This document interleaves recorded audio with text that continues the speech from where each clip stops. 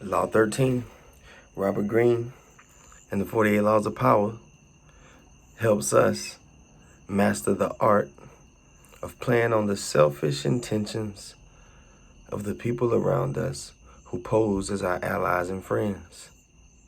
When asking for help, appeal to people's self-interest, never to their mercy or gratitude. If you need to turn to an ally for help, do not bother to remind him of your past assistance and good deeds. He will find a way to ignore you. So instead, rely on the ignorant, dark, selfish, self-centered nature of the sleeping, as you must still be asleep, thinking that you need help from someone to accomplish something that you have a vision for on the inside of you. All of the help that you ever need is right on the inside of you. The universe is always ready to help you. I am on the inside is always ready to help you. You are the mutual party between the creator of all things. The creator created the experience and the creator created you. There is no better source of help, no better source of knowledge and information than for you to reach down on the inside of you into what was embedded into you as a gift. Truth is within you. Truth need not be discovered in a person. Truth need not be found in a group setting on the corner, meeting at 11 and on Wednesday to keep the momentum going. Truth is within you. Truth is within all. You know, the more ignorance you carry, the more dependent you are. When you don't know who you are and what is within you, you find yourself trying to work the externals out of their resources as if you have some type of deficiency or some type of lack. And if you do, it's because you still operate with illusions running rampant in your life, because lack and insufficiency are unnatural to any creation of God's. It's time we stop playing with words as well. There are so many plays on words inside of Law 13 that it's almost hard to sit down and have a true dialogue on it. We can, but we have to start with all of the definitions. For instance, when asking for help, what does asking mean? Is asking to inquire and leave it for one to respond in a way that is suitable and sufficient for them? Or is asking me making a petition in such a strategic way that I leave you but one way to respond, and that way being the way that is not most suitable for you, but most suitable for me? One of those is a question, and one of them is a scheme. You put a lot of question marks on the end of your scheme statements and try to justify your approach. But again, remember, definitions stem from nature. Definitions stem from motive. What was the nature of your question? Was it genuine and truthfully centered from a place of love and inquiry? Or was it something different? Were you trying to accomplish a motive that you didn't want to speak on, so you spoke around it? People don't typically beat around the bush when they're being factual and transparent.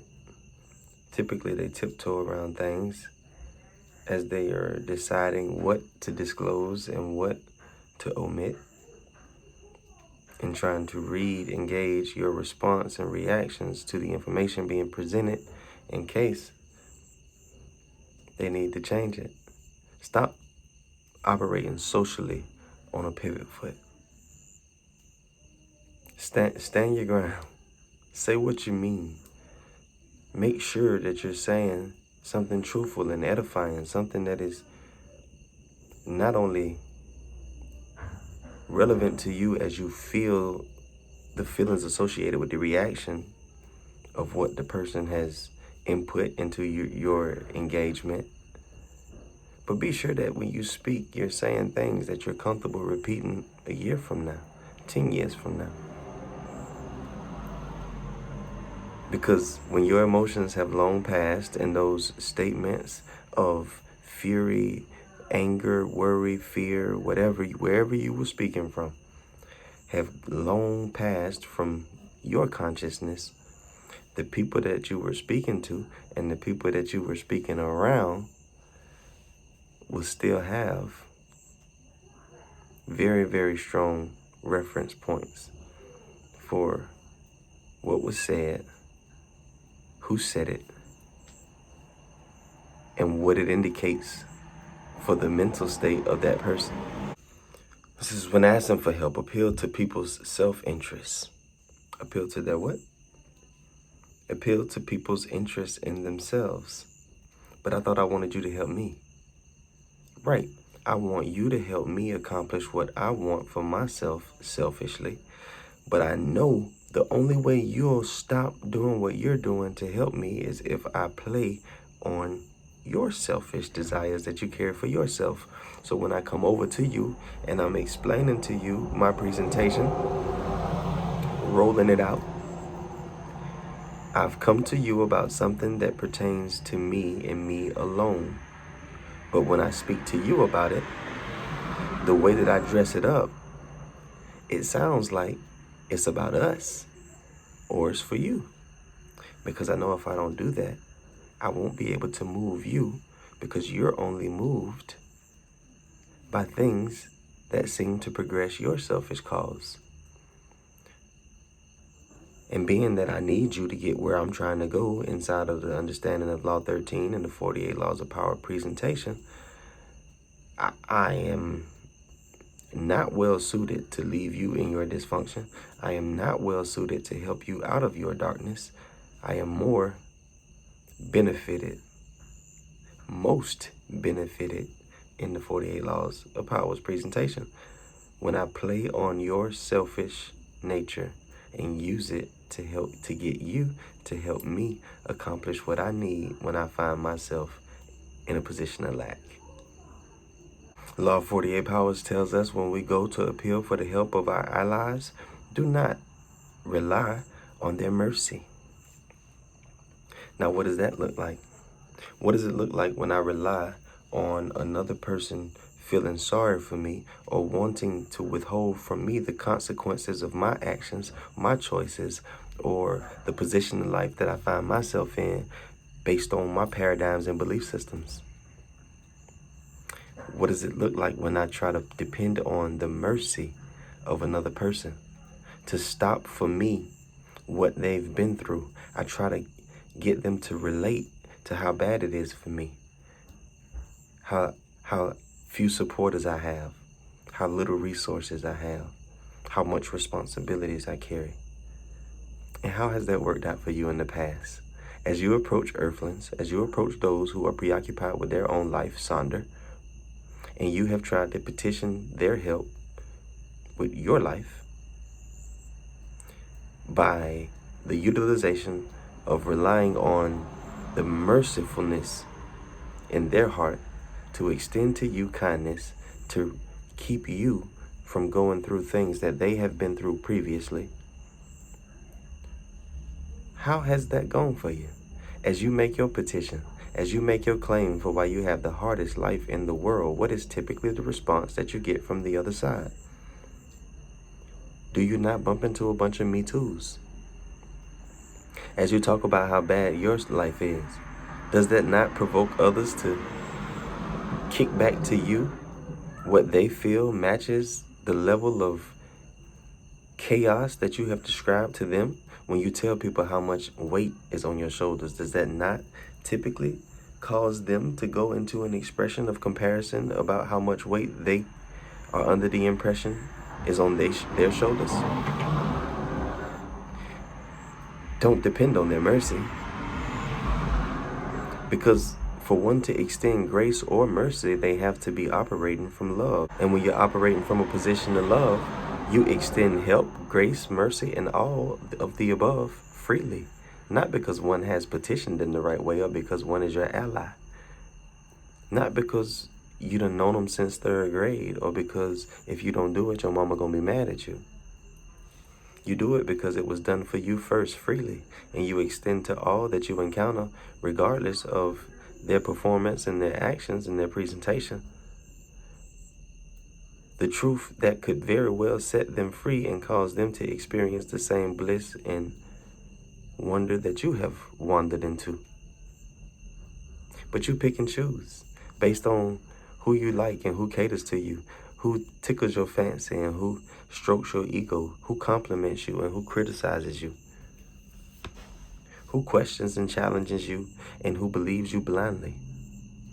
And to be real, you should appreciate both. You should encourage those who support you blindly to fact check you and not create an idol out of you, because nothing is going to happen to you. But in their experience, you will fall. At some point, they will set an expectation so high for you that you will not be able to reach. Or they will set an expectation so quietly that you won't know that you were supposed to be scribing. And you'll end up falling short inside of their picture, and they'll collapse the idol that they built in your remembrance. And you'll end up as rubbish and rubble in their life as they are on the pursuit of returning to the original form, which is only dependent and relying on the true source, the one divine creator. Oh, you want to be an idol. You want to fall so bad. It's funny, we say all idols will fall, and we have this term that we throw around where we say, I fell in love with this person.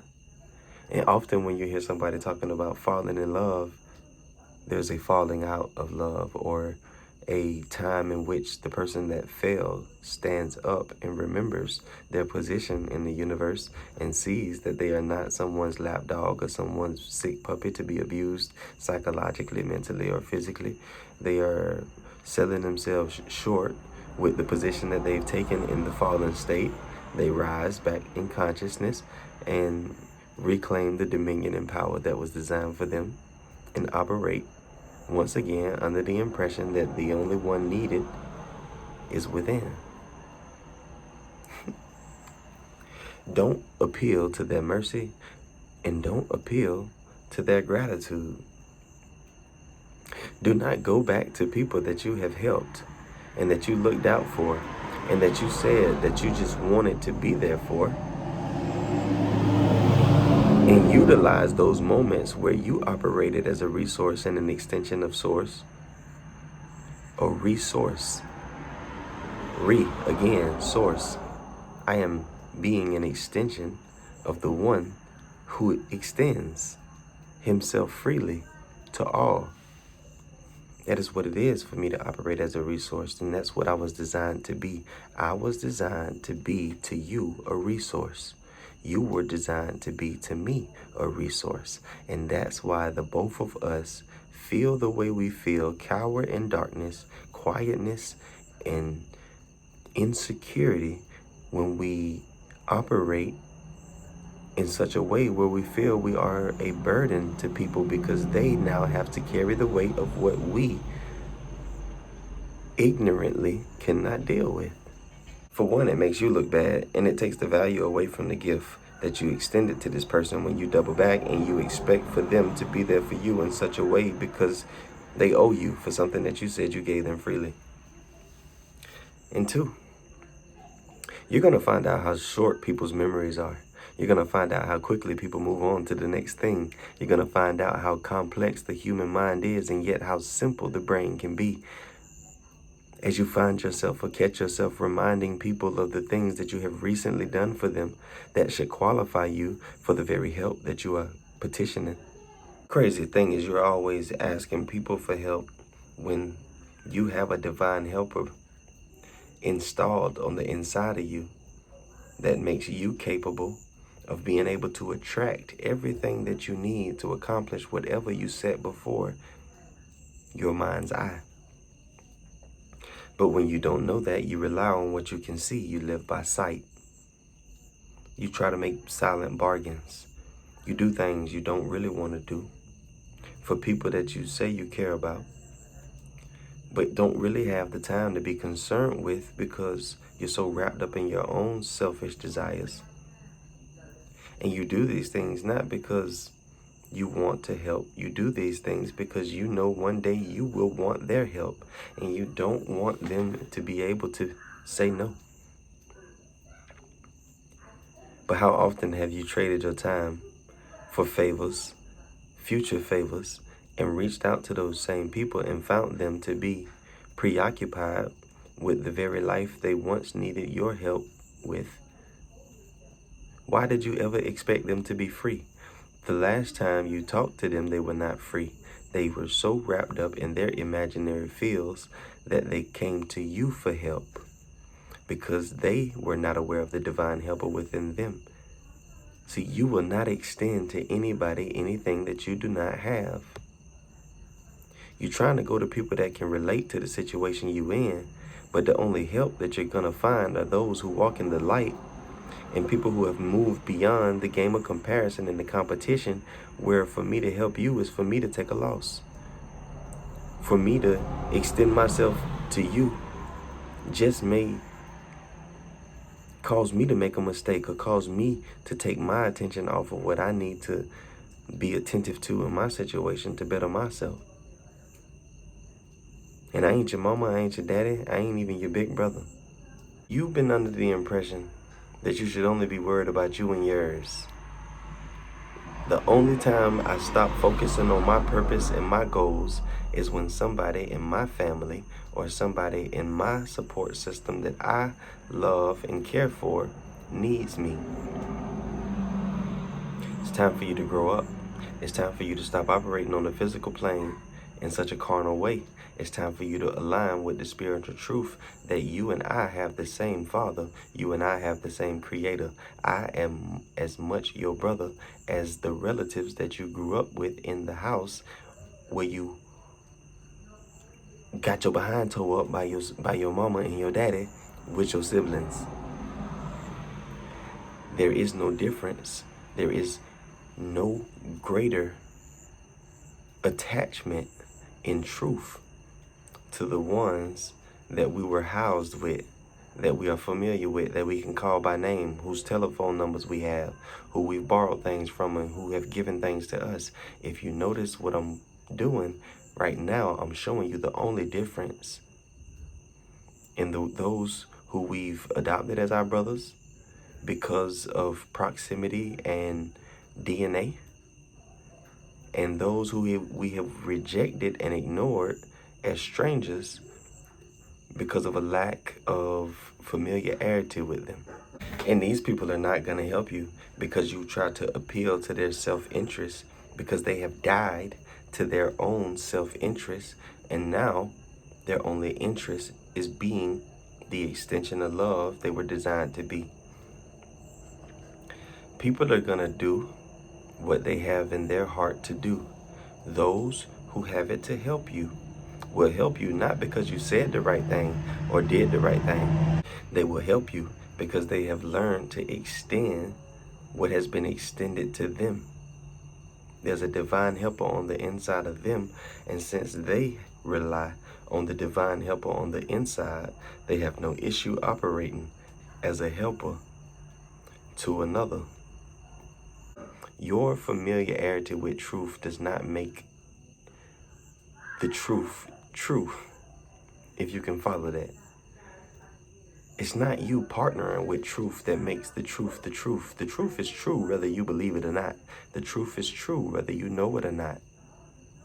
If a person has not met the divine helper on the inside of them, and they do not understand that abundance flows freely to them as they extend themselves to others, then you can hang up asking for help.